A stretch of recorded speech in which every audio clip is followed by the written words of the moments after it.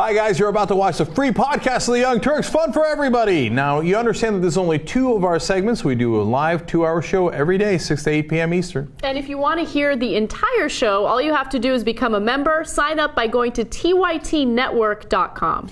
You can go under member options to become a member, and when you do that, it's totally convenient. You can either stream or download the show, audio or video. Plus, you get more of our network shows. There's no ads whatsoever, and you help support the show. So, TYT-network.com. We'll see you there. All right, back on the Young Turks. That was some serious heavy metal, man. All right, apparently we're going to rock this segment. Okay, let's start by telling you about the Islamic State.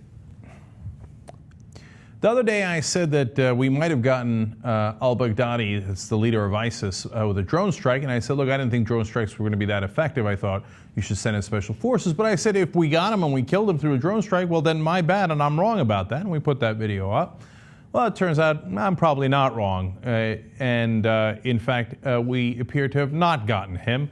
And I don't care if he's more angry. He was already angry enough to begin with. That part I don't care about. I do care that if we had sent special forces, and look, that's not an easy thing. I'm not pretending that it's easy.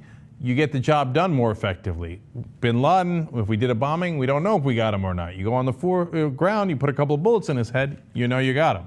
All right, so what we have now is reports in from the Middle East. The Islamic State group has released an audio recording, it said, of its chief, Abu Bakr al-Baghdadi, days after an airstrike on jihadist leaders in Iraq sparked rumors he had been wounded or killed. So he appears to be alive. The recording, they explain in The Guardian, which was carried on jihadist websites, appeared authentic, and the man's voice appeared to correspond with previous recordings released by the group. Now, what did he say in the recording? In the message, the man calls for attacks in Saudi Arabia, said the caliphate was expanding across the Arab world, and called for, quote, volcanoes of jihad across the globe. That does not sound fun. I'm anti-volcanoes of jihad. And what did I tell you earlier? I said, watch out if they go into Saudi Arabia, then we have a giant cluster, well, fuck, bomb. Okay, we've got a lot of clusters if they go into Saudi Arabia and do it effectively, because then we will panic. We'll send in ground troops like you've never seen before, and we'll be right back in the soup again. Speaking of which, well, that's exactly what Martin Dempsey's talking about. He's the head of the Joint Chiefs for us, our top general. He said recently, I'm not predicting at this point that I would recommend that those forces in Mosul and along the border would need to be accompanied by U.S. forces, but we're certainly considering it. Oh boy. He says there needs to be 80,000 troops at least to rout ISIS out of Mosul and in the territories they've captured in Iraq and Syria. He says, well, it could be Iraqi troops, but as you just read right there, maybe it's not just going to be Iraqi troops, maybe it's going to be some of us as well. He says the Iraqi troops, he's not sure, are up to the job because ISIS is doing such a better job of fighting them. Now, we've been training the Iraqi troops for, what, a decade? More? What are we going to have to do? Train them for 2 decades to see if they're up to the fight? Maybe they don't want to fight them. Maybe they don't think that is their land or their territory because they're Shiite and they don't really care about the Sunni land, especially because it doesn't have any oil. It has some oil, but not nearly the oil that the Shiite land and the Kurdish land have. So we're going to go on another fool's errand where we try to train the Iraqi troops again for the billionth time in a row. And then when we know we can't train them, oh, look at that. Look, golly gee, how did 80,000 U.S. troops wind up right back in Iraq? He says, now to be fair, I just don't foresee a circumstance when it would be in our interest to take this fight on ourselves with a large military contingent. Well, that sounds pretty good, right? I mean, although we've already put in over 3,000 ground troops in Iraq, no matter what we call them, that's what they are, 3,100 of them. And he's saying maybe that number could be significantly higher. And then he adds, but should the Iraqi military prove unwilling to take back Al-Anbar province and Nineveh province, the majority of territory in Iraq seized by ISIS, or should the new Iraqi Prime Minister Haidar al-Abadi exclude Sunnis from power, quote, I will have to adjust my recommendations. So that is a reference to the recommendations he made to President Obama, which is, no, we don't need that many ground troops in Iraq. But he's saying here, I don't really care what Obama's policy is about not having ground troops there. I'm going to adjust my recommendations, and I'm going to tell him that we're going to put ground troops in Iraq. Here we go again. Okay, now, seriously, I don't care where you are on the political spectrum. Do you really think that the Iraqi troops are going to be properly trained this time around, take the fight to ISIS, and beat them without our assistance and without us having to put ground troops in? Anybody? Anybody really believe that? No, you don't believe that, right? So Dempsey's saying, we're going back in. Then Dempsey doesn't believe that. Dempsey's been trying to train them for 10 years, and they're still untrained, right? You know why? As that sentence itself indicates from The Guardian, they might not want that land. They might think, I'm Shia, they're Sunnis, that's the Sunni land, and it's fairly useless. I don't care. But we're going to make them care. We're going to keep Iraq together, whether the Iraqis want it or they don't want it. And you might wonder why. One, yes, hubris, etc. But the other is, we're not really as concerned about Iraq as we are about Saudi Arabia now. Because if ISIS solidifies in what was formerly Iraq and Syria, some portion of those two countries, and they're talking about volcanoes of jihad going all across the globe, but most importantly to Saudi Arabia, well, that's where we have real oil.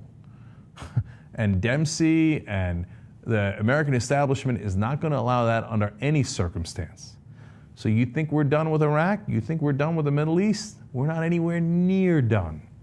Now, to give you a sense of how much that costs, just fighting ISIS in this very limited way, so far, is costing us $8 million a day. A day. Great. Not like our kids at home could use that. That winds up being $300,000 an hour we're fighting. Did they clarify that as they do all their chest thumping on television about, we must fight ISIS, we cannot be weak, we must be strong? Did they say, hey, I'm going to take $8 million a day out of your pocket, you taxpayers, and I'm going to use most of it, by the way, to do what? Train Iraqi troops. They didn't explain that part, did they? And drop bombs, which apparently don't even work. Okay. How much has Afghanistan war cost us, to give you a sense of perspective and scale? More than $200 million a day. A day. We've been in Afghanistan for 13 years, spending $200 million a day.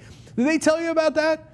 When they started the war, when they maintained the war, after they killed bin Laden, and we're still there for years and years and years, after our own defense secretary said there's maybe 50 al-Qaeda guys left in Afghanistan.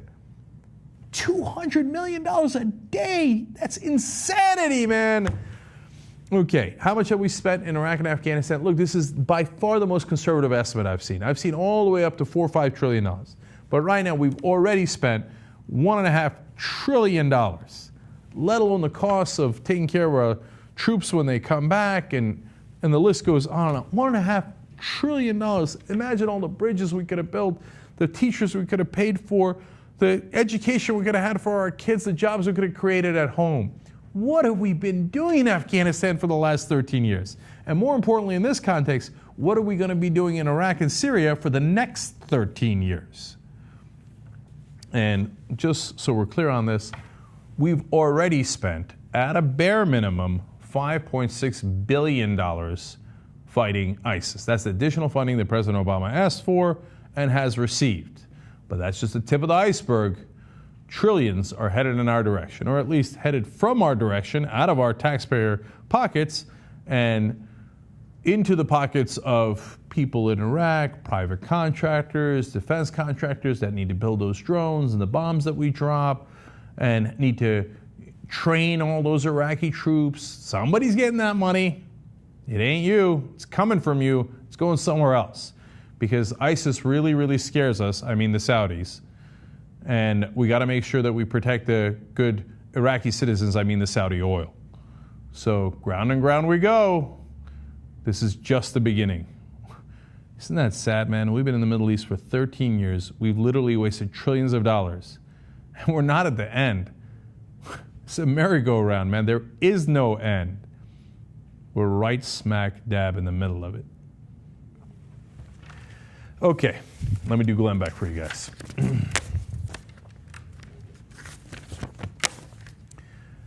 Glenn Beck recently came out on his own show and pretty much admitted that he was crazy. I thought I'd been saying that for a while. Now, yes, I'm supposed to feel a little bad because he says he's got illness issues. And being the progressive that I am, I do feel a little bad. First, you're going to watch him cry, and then I'm going to give you further context. For personal reasons and business reasons and you name it, I have not wanted to open up to you until tonight. But the real reason we have made these changes, the real reason that you are seeing changes in me is my health.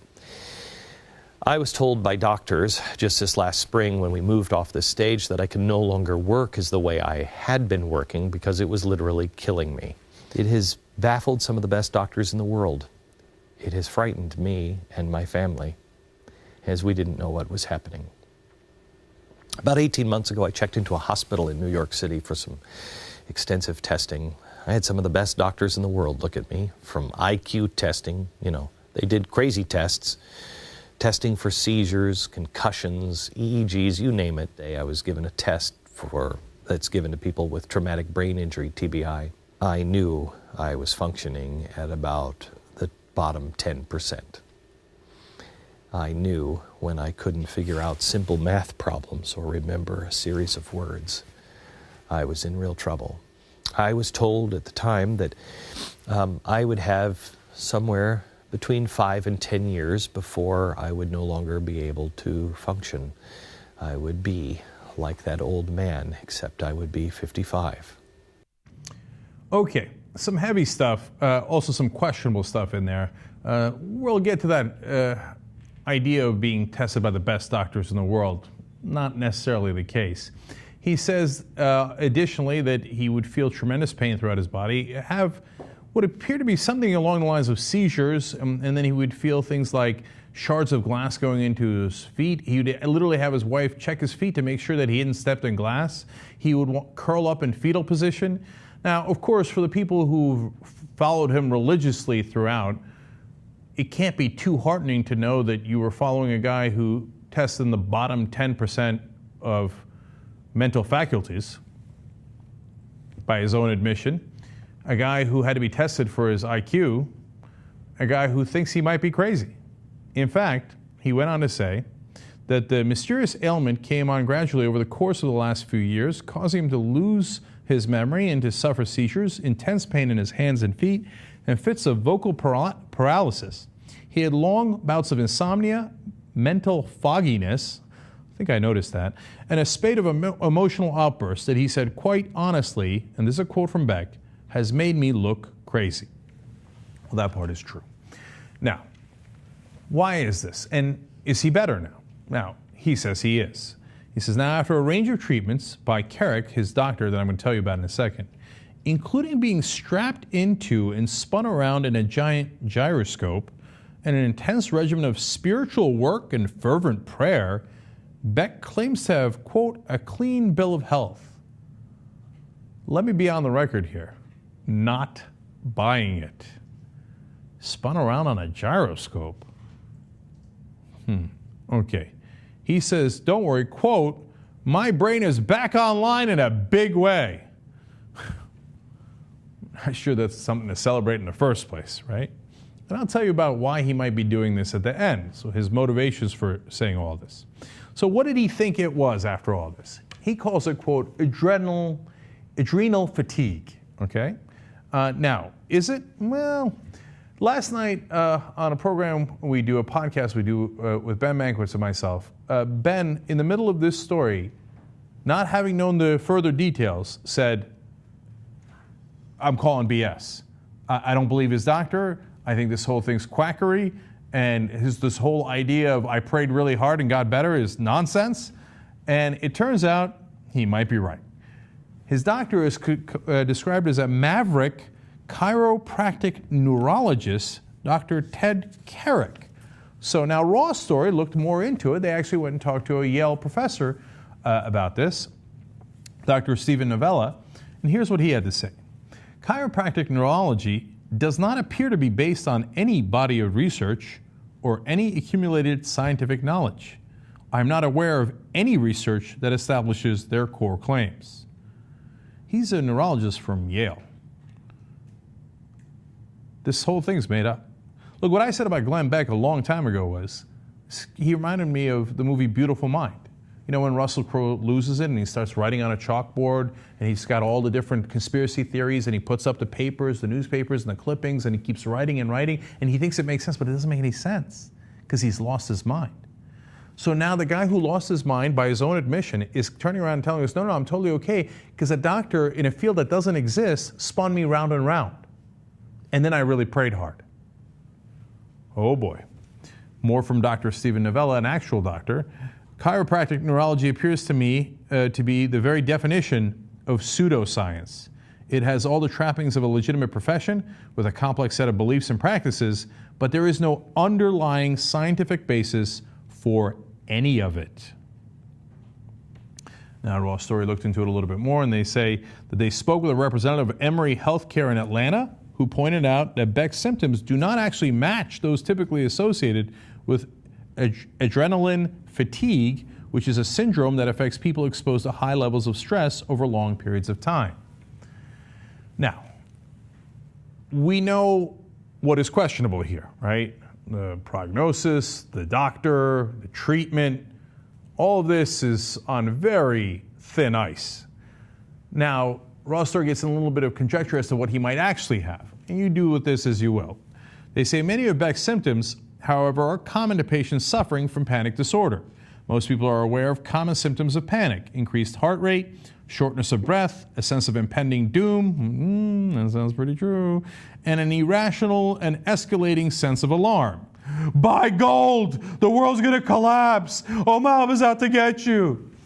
Look, I'm nowhere near a doctor. I have no idea if they're right about that. Let me finish up their theory here. They say, however, in extreme cases, the anxiety of a panic attack can be so intense that it develops into what are known as psychogenic non-epileptic seizures. So they've matched up some of what's happened to Glenn Beck by his own description to what he might have. I don't know about that, but that's not important. What I do know is whatever issue he had, he didn't solve it by getting twisted like a gyro and fervent prayer. I know that, and I know that this pseudoscience crap that he's using now isn't going to work, and so he's got some serious issues. Now, this isn't just ha-ha, and as a progressive, I genuinely feel bad for him, even though I shouldn't, because he's caused so much damage in the world, right? But you have to understand who you're following if you're a Glenn Beck follower, okay? And because it matters. I mean, it matters less now, but when he was on Fox, the administration was listening to Glenn Beck. They literally sent to Shirley Sherrod, you're going to be on Glenn Beck's program in a matter of hours. You've got to resign. So basically, they forced her into resigning before the mighty Glenn Beck talked about her and embarrassed the administration. If you don't remember that story, Shirley Sherrod was completely innocent. She was a small part of the administration. Breitbart had found edited video of a part of her speech that was taken totally out of context. They painted her as a racist against white people. It was later proven that was not the case at all. It was made up. But the Obama administration panicked so much that Glenn Beck would talk about it that they basically threw her out. Okay? Now, I give you that as one example, but there were dozens of examples of the Obama White House scared to death of a guy who now admits that at the time he was completely crazy. That's so embarrassing. This guy had a real effect on our country, and to some degree still does. Is he cured? You make your own decision on that, right? But we know what he was by his own admission, and we know how much he was listened to. What does that tell you about us as a country, that this guy was influential? Now, finally, why is he doing this? Look, man, if there's one thing I know the field of digital online video. In terms of news, we're number one at it, and we've been doing this since the end of 2005, almost 10 years now, right? We know what we're doing, we know the costs, we know the revenue, and I know that when Glenn Beck says that he has the revenue that he does, that it is not remotely true. So he's been going on a series of these little rants, to get more attention, right? Like, oh my God, how am I going to get attention? If I say crazy conservative stuff, people don't pay attention to me. So I got to go over the top. I got to do things like say, okay, you're right, I was crazy. By the way, he also said, you're right, Iraq was a mistake, okay? And, I did some things on television that I shouldn't have done. He said all those things. Now, partly to get attention, but mainly, he's got to get another TV contract. If he doesn't, he's going to go bankrupt. So he's out there now saying, no, you were right. No, I was crazy back then. No, you're right. I know. But I spun around and around. I'm totally fine now. Totally fine. Please let me back on TV. I'm going to go bankrupt. Now, yes, that's conjecture. Again, it's up to you to decide whether that's true or not. But this is what we do on the Young Turks. We don't do Monday morning quarterback. We tell you ahead of time so you can test whether we're right or not. You can test our credibility. And I'm telling you right now that his business enterprise online is in a world of trouble, and they're in a panic to get back on television so they can make money. If I'm wrong, they'll last for another 2 years, 5 years, 10 years, and they'll have a wonderful career online. I look forward to it. If I'm right, at some point you'll soon hear, well, they ran into some unexpected financial blah, blah, blah, blah, blah, blah, and they got to wrap up shop. Let's see. Young Turks. That was a segment from hour one of the show. Now for the better hour, the second hour. Drums. You can get the whole show on TYT-11.13.14. Young Turks, Jen Cadano with you guys. My iPad right now is not functioning, so I have no tweets for you or anything else. MattisHellFilm.com. All right, let's go. All right. Brave New Films has released a new video series where they talk about an issue that we actually focus on here at the TYT Network quite a bit, the fact that we overcriminalize nonviolent offenders. Now, it's a 3-part series, and you can actually watch it on bravenewfilms.org/overcriminalized or /overcriminalized. And it's a really, really important project that they've worked on. So they focus on 3 different issues that people get criminalized for. One of them, of course, is drug abuse. Another one is homelessness. And they also focus on poverty, people who are basically victims of being overcriminalized because they're poor.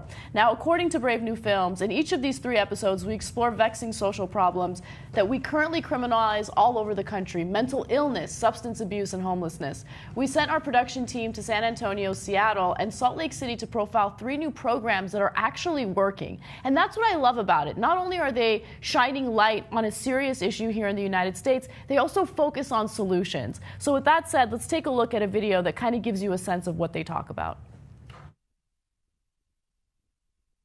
So many major social problems come to the criminal justice system to be fixed because there isn't something else out there. I got arrested about 34 times due to drugs, over and over and over again. The youngest of our 4 was diagnosed a paranoia schizophrenic. When he was totally out of control, I would have to call the police on him. They didn't know what to do. You get arrested just because you're homeless. They arrested me at least 18 times. Don't ask the criminal justice system to do it all, because the only thing we really know how to do is send people to prison. What if we tried something different? We finally sat down and said, well, what we really want to do is have another option for the officer on the street other than taking them up to jail. What if instead you could take them right to a treatment program? And that's what the LEAD program does. We decided what we would do first is train law enforcement officers in their 40-hour crisis intervention training, so they're trained to recognize mental illness. Instead of asking people to change their lives before we gave them housing, we chose to give them housing along with the supportive services and then allow them to change their lives if they wanted to. Look, I love this series. It's a well-established fact that I love Brave New Films, and I'll tell you why. So you watch the San Antonio one of those videos, right? You should watch them all, but you get a sense, like, of course we should train our cops to recognize mental illness. When we do, and in a very red state, mind you, right? Yeah. It turns out it works great. And so then we don't have to cover the stories on the Young Turks where guy comes in, oh, he was, we couldn't handcuff him. He was acting erratically. So we tased him, we pepper sprayed him, we shot him. Right. No, just hold on. Try to assess the situation as you're supposed to do and figure it out. Turns out if you give the proper training, it totally works. Absolutely. And I love that, the documentary or the video where they focus on San Antonio makes you realize just how untrained local police are when it comes to dealing with mental illness. A lot of them have absolutely no training. So San Antonio really honed in on that issue, and they focused on what the right response is when a cop is dealing with someone who has a mental illness, and it has worked. They don't use excessive force when dealing with someone with a mental illness. They have the training necessary to handle the problem. And another issue that always amazes me is the fact that people are being criminalized for homelessness. They're poor, they're living on the streets, and they have nowhere to stay, right? So if they're caught sleeping on the streets, they'll get cited. In a lot of cases, if they're acting erratically, they'll get thrown in prison. It just doesn't make any sense, and I love that Brave New Films is focusing on this. Look, we incarcerate more people in the United States than any other country in the world. If you are going to say that we are the land of the free, you got to do something to work on that statistic.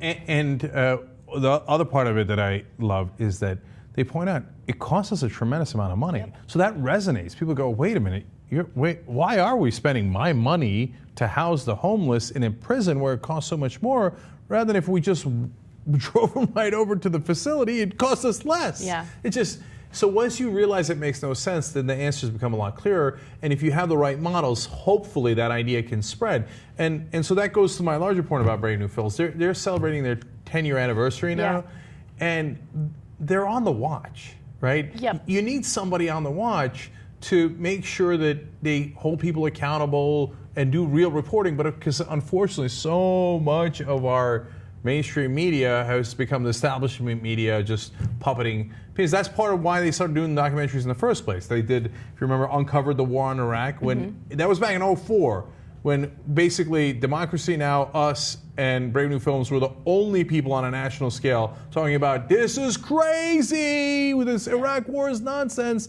Remember, MSNBC at the time was conservative. They're firing people left and right for criticizing the Iraq war. And Robert Greenwald and Brave New Films, they laid out a case where people are like, oh, yeah, wait a minute. Yeah. This war doesn't quite make sense. And it's amazing how much that winds up resonating once you at least have one place where you can direct people and go, look at this, and to get them to change their minds, and it wind up having an effect on think tanks, et cetera. Absolutely. I mean, if you want to talk about credible journalism, they're doing incredible work with their documentaries. Not only did they do the documentary in 2004 about the war in Iraq, they also did Outfoxed, where they focused on Rupert Murdoch's attack on real journalism. They really shed light on the situation with Walmart employees and how they're being abused. They put the Koch brothers on the map, and all of a sudden people are having a conversation about legalized bribery in the country. I mean, they're doing great work, and I love this new series that they're working on. Again, if you want to watch the videos, they're very easy to find. bravenewfilms.org/overcriminalized. One last thought. You know, you might think now in the year 2014, oh, well, everybody knows Fox is biased, right? Of course they're a conservative network. Even their fans would say they're conservative, right? But you have to remember what the attitude was back in 2004 when Brave New Films did the movie. And it was maddening back then. I was in the middle of it, and I knew it, right? Everybody else, no, they're news. You're crazy. No, CBS, ABC, NBC, everybody, no, they're legitimate news. Why? Because they're going to get hired by them, or they could get hired by them, or their friends were hired by them, right? No, they're great news. They're objective. They're absolutely. And so when Robert did the movie and you saw it, you couldn't deny it anymore. I mean, there was the internal memos telling them, make sure you do propaganda for Republicans. Right. It was right there, right? And then they showed tape after tape of them doing the propaganda on air. So then they turned around after that and were like, well, I mean, look, that's old news. Everybody knows Fox News is conservative. Well, it got to be old news because of Brave New Films. Yeah. So you might not remember that. Some of you do, I'm sure. You might not know how it came to be that Fox News was outed as the Republican propaganda that it is. Well, it got outed by good people like Brave New Films working hard to make that happen. Yeah. So 10 years, not bad. Good job. Right. I love it. I love knowing that there are organizations out there that are doing real reporting and real journalism. And by the way, even if you're not into news and politics, they find a way to make these issues relevant and interesting to everyone. They're not only informational, but entertaining to watch as well.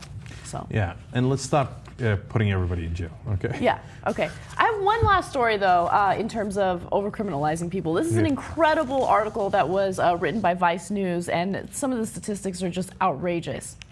According to the Innocence Project, we have nearly 120,000 people behind bars in the United States for crimes that they did not commit. Now, this is an estimate that the Innocence Project has put out there, but it isn't so far-fetched when you think about the way our justice system works. Now, there are two issues with our justice system right now as it stands. First of all, prosecutors and cops and authorities can lie to people while they are interrogating them or investigating them in order to get confessions. And oftentimes it will lead to a confession to a crime that the person actually didn't commit at all. In fact, a 1969 Supreme Court ruling made it legal for cops to lie to suspects in pursuit of confessions. So for instance, let's say you have two suspects, right? You'll separate them, and one of the cops will basically tell one of the individuals that's being investigated, hey, your friend said that you committed the crime. Is it true?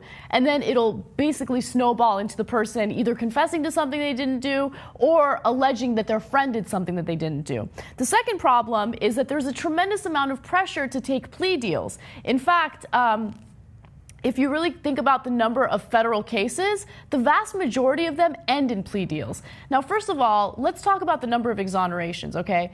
Of the 321 DNA exonerations that have occurred in the United States, 30 have involved people who originally pled guilty to crimes they didn't commit. So this isn't like a isolated case here and there. This happens often. And also, according to the Innocence Project, estimates between 2.3% and 5% of all U.S. prisoners are innocent.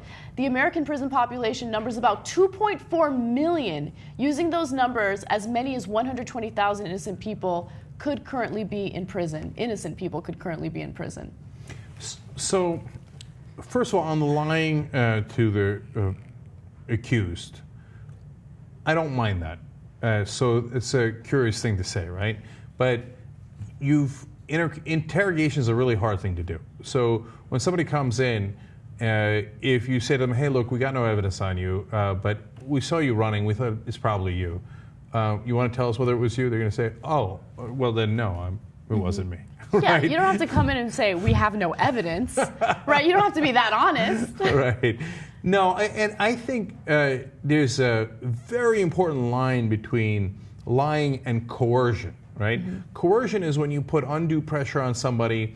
Like, for example, they ask for a lawyer and you continue to interrogate him anyway. You interrogate him for 12 hours straight, right? You don't let him eat or drink or go to the bathroom. Those kind of things lead to false confessions. Right. Because the guy's like, I need a sandwich, I'm dying over here, or I'm going to crap my pants, or I'm so scared that you're going to beat me, I'll tell you what you want to hear even though it isn't true. Right. That doesn't help anybody, because false confessions don't help, right? Not only do they not help because you've taken an innocent guy's freedom away, but you didn't catch the guy who did it, right?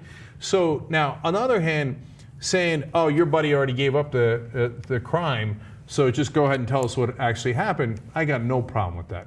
Because it's okay. Because at that point, if they say, oh, well, okay, then I did it with an axe and I did it in the billiard room with Professor Green or Colonel Mustard, well, then you can see if that's true or untrue and figure that out. Mm-hmm. If you take away lying from cops, it is going to be incredibly hard to get confessions. It's true, but when you look at the case, like, for instance, the Central Park Five, right? Mm-hmm. The way that the investigators lied to the suspects led to them confessing to the crime that they did not commit. They did not rape that woman. They were not guilty of that crime. These were teenagers that had absolutely no involvement whatsoever. But the investigators gave them misleading information, and there was obviously an element of coercion involved as well, and it led to them confessing, and they served over 7 years behind bars as a result of that. No, in that case, which we've covered in the past, there was tremendous coercion. Yeah. Right? So, and I understand sometimes it's hard to tell the difference, but look, that's why we have professionals who are supposed to be able to discern when they've crossed the line, right? And that's why we have the rights to defendants that they have. They can ask for a lawyer, et cetera, right? And so it's not to minimize the problem. The problem is enormous. And sometimes prosecutors, you'll say, okay, DNA evidence exonerates the person you put on death row. Yeah. And they'll say, no, I think he should still be executed. Yeah. But it's not his DNA. He obviously didn't do it. It's because prosecutors don't want to admit that they were wrong, right? Yes. Okay, so the second part of this is suspects feeling pressure to take plea deals, right? Mm-hmm. Now, here's an amazing stat that I didn't know. In every one of those cases, if every one of those cases went to trial, the justice system would quickly collapse under the load. Thus, more than 96% of all cases end in a plea bargain. Yep. So many people are investigated for so many crimes that our justice system would collapse that prosecutors are like, take the plea deal, take the plea deal, take the plea deal. And in a lot of cases, they're coerced into taking the plea deal because they know that if they don't, oftentimes they might get convicted of a crime they didn't commit, and they might get something like life behind bars for meth possession.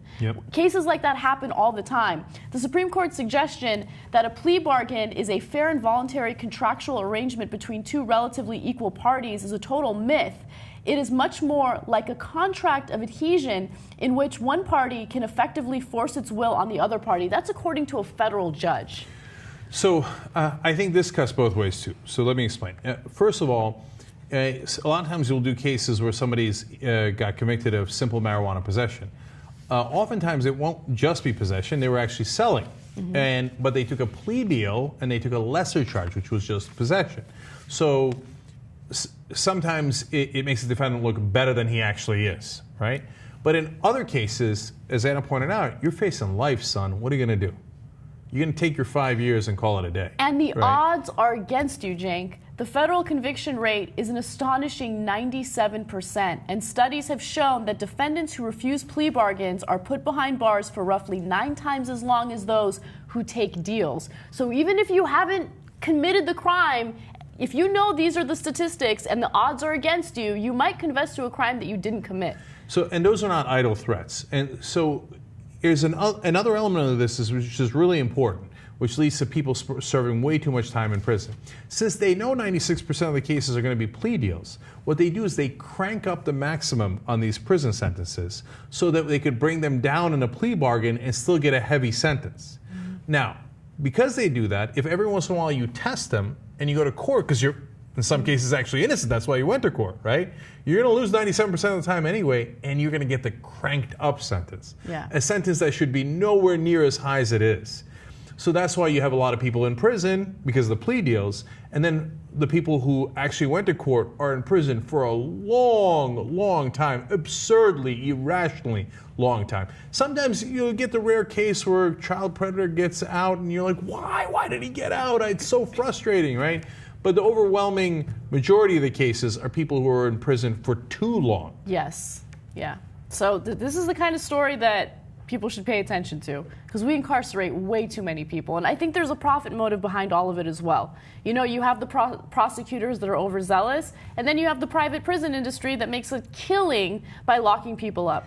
And the final part of it is the politics. There's a political motive because it's so easy to say you're tough on crime. Yes. And it's so easy to smear any attorney general, prosecutor, whoever they might be, that actually uses their common sense and common decency to turn around, or a politician who says, hey, maybe we should lower some sentences, to turn around and say, he let out a guy who wound up killing or raping, etc. He's soft on crime. And then he's ridden out of town, tarred and feathered. So a combination of those factors leads to a system that is significantly unjust. And you can tell the injustice because people keep getting exonerated. You know, that people are put in jail when they didn't do it. Yeah. All right, let's talk about space. Super interesting story. So I have to give you a little bit of, I don't know, credit. Yes. Because this story is super interesting. Okay, thank you. Okay, so I read just the headline and I was like, but this is like one of the most interesting stories I've covered ever. So, okay. Wow. That's the disclaimer. All right. The European Space Agency has successfully landed a probe on a moving comet. Now, this is known as the Rosetta mission, and it's important because the comet contains materials that will let us know more about our solar system. This is the first time that this has successfully happened, so let me give you the details. Now, this is the Rosetta spacecraft, and the Rosetta spacecraft is what launched the probe onto the comet. Philae, which is the name of the probe, was confirmed to touch down on the surface of the comet more than 300 million miles away at 11:03 a.m. Okay, 300 million miles away. That is bananas. But there's more bananas. It's incredible. How the hell did we do that? Well, we didn't do it. The European Space Agency did it. Well, we as in Homo sapiens. Okay, Homo sapiens. Sure, we're all part of the human race.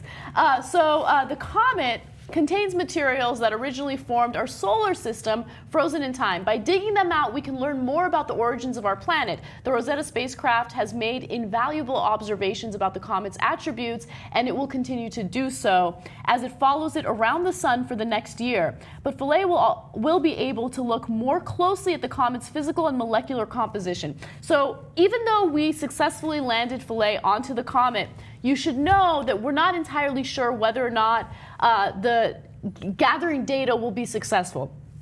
Part of the reason why is even though it did a soft landing and everything seems like it's fine right now, we're unsure as to whether or not it is safely secured with it onto the comet. So there is a possibility that it could move, that it could roll over, and if that happens, should that happen, there's really no way to correct it.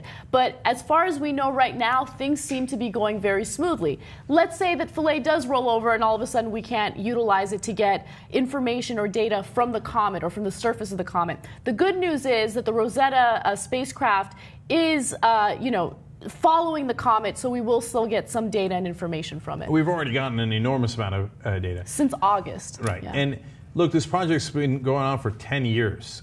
Think about the patience and the discipline involved in that. And so when I say we, I really mean it. I mean, human beings, we've done a lot of messed up things, right? And we are vicious little creatures.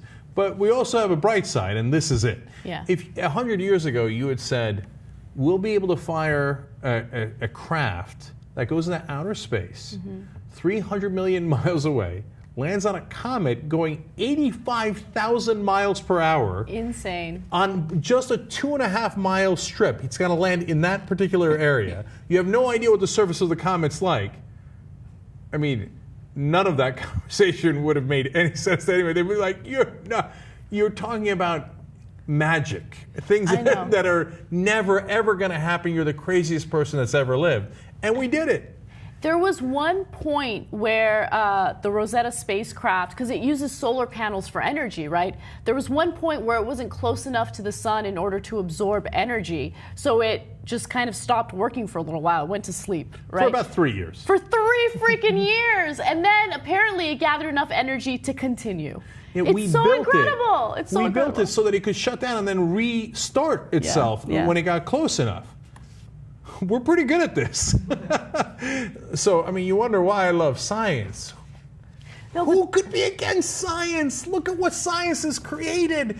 And you're going to talk to me about mythology. You're going to talk to me about, no, I don't believe 97% of the world's scientists. I mean, we live with barbarians. We live with Neanderthals. We have scientists who can do this. And then we've got these people who are running our country. Yes. What nerve to say these guys don't know what they're talking about, right? Yeah. It's incredible. And look, I know I gave you guys the full explanation already, but for those of you who want to visualize it, we do have a video for you. It's a short video, and it kind of explains to you why this is so important, why we need to learn more about our solar system, and why things form the way they did. Take a look.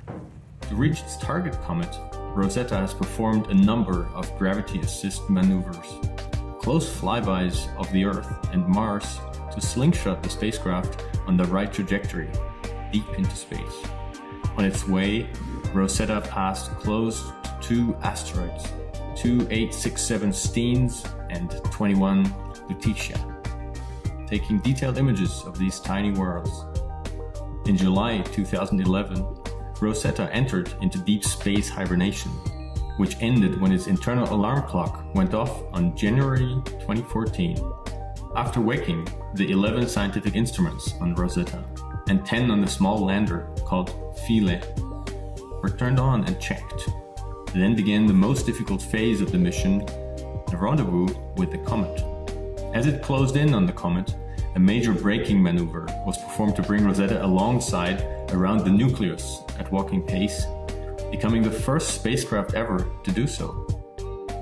Since then, Rosetta has been mapping the nucleus in detail in order to select the landing site for Philae.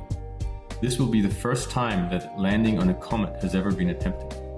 Did you see how it was dancing around that comet like that? It had moves, man. We should put it on Dancing with the Stars. Yeah, I mean, that's... Literally. Literally. That was good, Cenk. Thank you. That was good. Good night, everybody.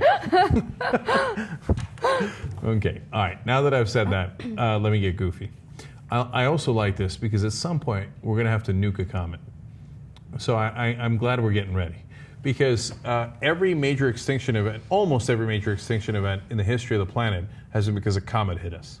Can you imagine if we figure out global warming or climate change and we just nip it in the bud, which in the nick of time. It's too late for that, by the way. And you know, everything's good. The environment's wonderful. You can go to like Mexico City or any random place in China and breathe the air, and you don't have to worry about getting cancer. It'll be wonderful, right? And then all of a sudden, right after we figure that all out, comet hits, we're all Gone. dead anyway. And then the last words we'll ever hear is Inhofe saying, "I told you so."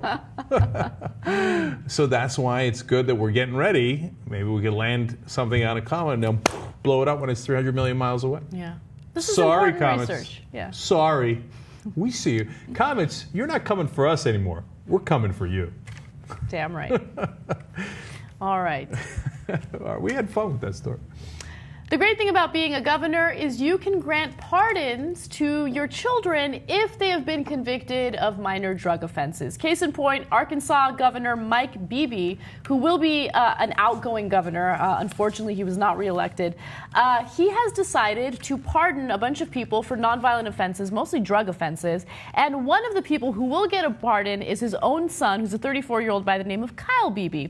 Now, apparently, he was arrested in 2003 for possession of marijuana with intent to deliver, which means he was planning on selling it.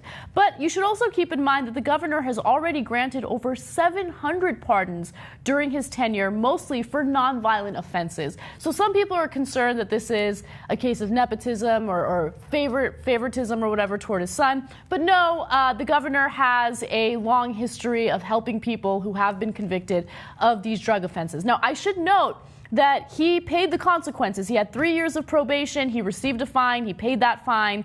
However, the Arkansas Parole Board recommended that he get a pardon, and he got the pardon. So on this, I'm also split. So yes, I'll tell you why.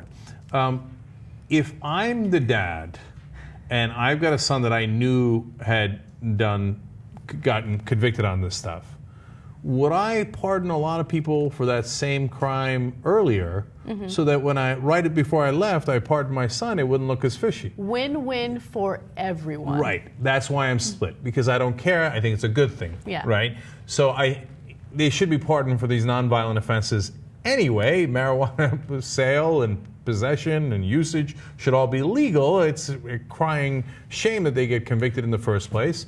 So I pardon the governor for pardoning his son. Okay? So pardons for everybody. So you're not really split. No, so I'm not buying that he was totally neutral in the case. Oh. And by the way, that's not such a bad thing either, right? So because he had a son in that situation, he was more empathetic to other people in that situation. Great. No harm in that either. So I'm not buying the motivations that much, but it's irrelevant at the end because I'm glad he pardoned his son, and I'm glad he pardoned 700 people along with his son. Yeah. All right. Okay. Fair enough. I mean, I guess I agree with you. I don't really care if he's neutral or not. What I care about is that these nonviolent offenders will now have their records cleaned after, they got convicted of something stupid like drug offenses. I mean, he had 2 ounces of weed. Okay, he was selling weed 11 years ago. It's not that big of a deal. Everyone's going to be fine. Let him go! Yeah. Well, we don't have to yell it because you already let him go. And think about how much that impacts the rest of your life, right? Like, okay, your father's a governor, so I'm sure you're going to be fine. But for all of those people who have been convicted of a nonviolent drug offense, let's say they serve their time or their parole or whatever they have to deal with, probation, I should say. Afterwards, you've been convicted of a crime, right? That's going to be more difficult for you to get a job, which is why it's really important for this kind of stuff to be taken off your record. Yep. Yeah. All right, let's take a quick break here. And then when we come back, everything's going to be all right. We're going to do a video that I have very strong feelings about. Okay? Come right back. You liked that, didn't you? Well, if you like that, you'll love the whole show. TYT-network.com. Get the whole show as a member.